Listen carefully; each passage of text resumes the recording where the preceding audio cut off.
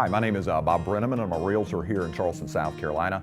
I help people move here from all over the country, help people buy second homes here, and one of the top questions that I get hit with early on is about insurance. Today we're going to sit down and talk with a local insurance agent here in Charleston that I work with on a regular basis. Her name is Hannah, and she works for the Taylor Agency. I hope our conversation is something that will answer some of your questions. What are some of the questions that people, top 10 things that people should look at regarding coastal insurance? I would say probably one of the most important things is to look at flood zones and what flood zone the property is in, because of course that reflects premium costs and so forth. Another big thing is protection from hurricanes, hurricane shutters, alarm systems, impact-resistant glass, that sort of thing. Cost is always an issue. We have different deductibles as far as percentage deductibles for wind and hail that a lot of people aren't familiar with, so really need to look into those extra out-of-pocket costs that they would be looking at if they ever had a loss. Talking about the deductibles and stuff, without going into something that's too detailed for us to, comprehend in this video, what are some of the things deductible-wise that they should, that are different? You said they're different than what they're used to. Yeah, not living on the coast, a lot of times you just have one flat deductible, let's say $1,000 deductible. But, here on the coast, we have percentage deductibles, so if we have a storm, you have to pay, 2% or 5% out of pocket. And it's also another way to cut down on cost and to be cost effective is to look into those different deductible options and what your comfort level is for what you can pay out of pocket. Yeah, that's a good point. What are some of the biggest insurance myths? I know that, obviously it varies from place to place in the United States, but, as far as coastal insurance goes, what are some of the myths, if there are any, that you think exist?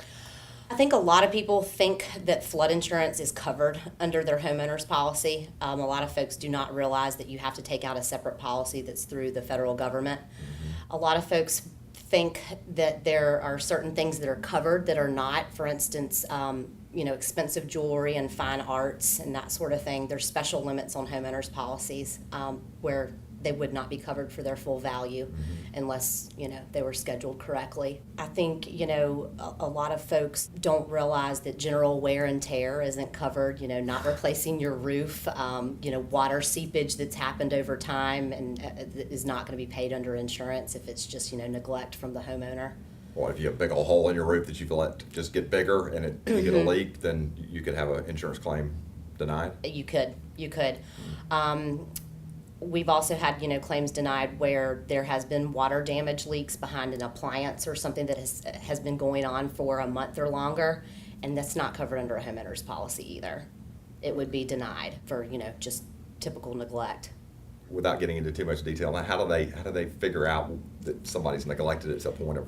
An inspector or an adjuster that would go out and actually look at it, and you can tell if the subflooring and how long, if rot has occurred and that sort of thing. You can pretty much have a good idea of how long that the damage has been occurring. Interesting. Yeah. Well, I know we're sitting here in Charleston, South Carolina, and we're sitting on the coast, actually overlooking the river right now. Talk about flood zones, because that's a big question that I get asked all the time. Sure. And just to simplify things, we'll just talk about 3 flood zones, because that's typically what we see here in Charleston along the coast. And you have an X zone, which is a preferred risk zone. It's going to cost $400 a year. And you have A zones and V zones. A is probably the most prevalent that we have here. And, that cost can be anywhere from $400 to $1,800 annually, so it's something to always look at based on the age of the home and so forth. And then you have the V zones that are always going to cost you, north of $2,500 a year. And those are usually the ones that we find right on the beaches or closest to the water. But it's certainly, when looking for properties, it's very important to check on those flood zones. I know you've helped me out with a lot of second home buyers. What are some of the things that somebody who's buying a second home needs to consider about, second home insurance? Because I know it's different than primary insurance. It is, and it can be a little more costly than primary insurance. One big thing to take into consideration is the liability piece of the insurance policy, and a lot of times that part can be extended from their primary home, so we can cut that out here on the coastal policy, which does help with cost.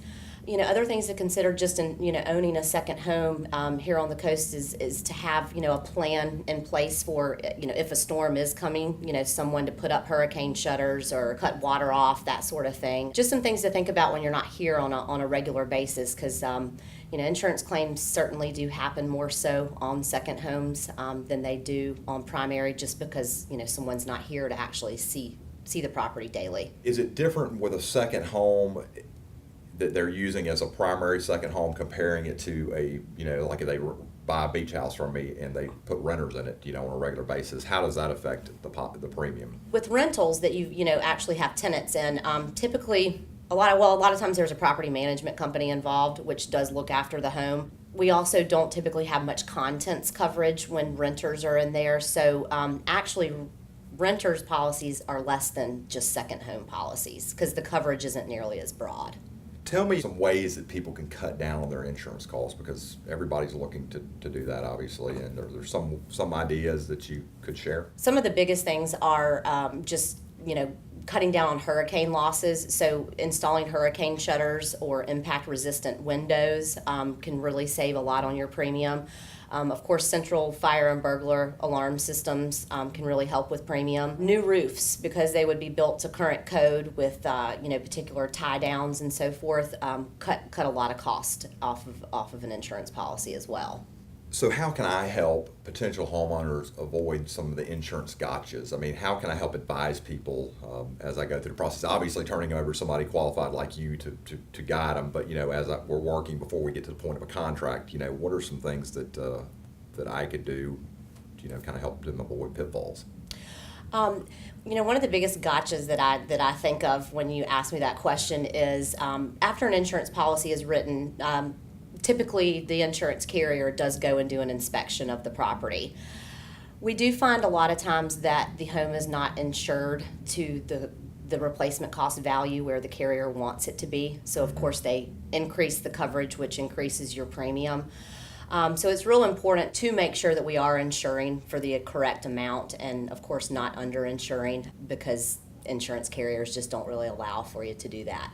They're gonna get the premium one way or the other. So to if you can deal with that up front, then it's not something that comes after you've signed the papers and the policy is written.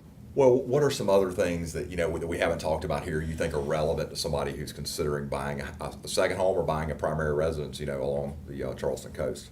I would definitely like you said, to have a conversation with an insurance agent so you can look at, different coverage amounts, different deductibles. One thing that's different about the coast is our insurance policies, we really can cater the coverages as far as the building coverage and the contents coverage and looking at so many different deductibles, where a normal insurance policy elsewhere is pretty cookie cutter and it's all direct percentages and flat deductibles. We have a lot more options here, and it's ways to be able to make sure that you are insured correctly and with the correct deductibles.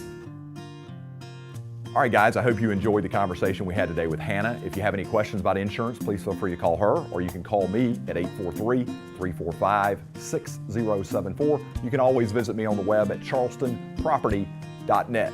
Thanks so much, y'all.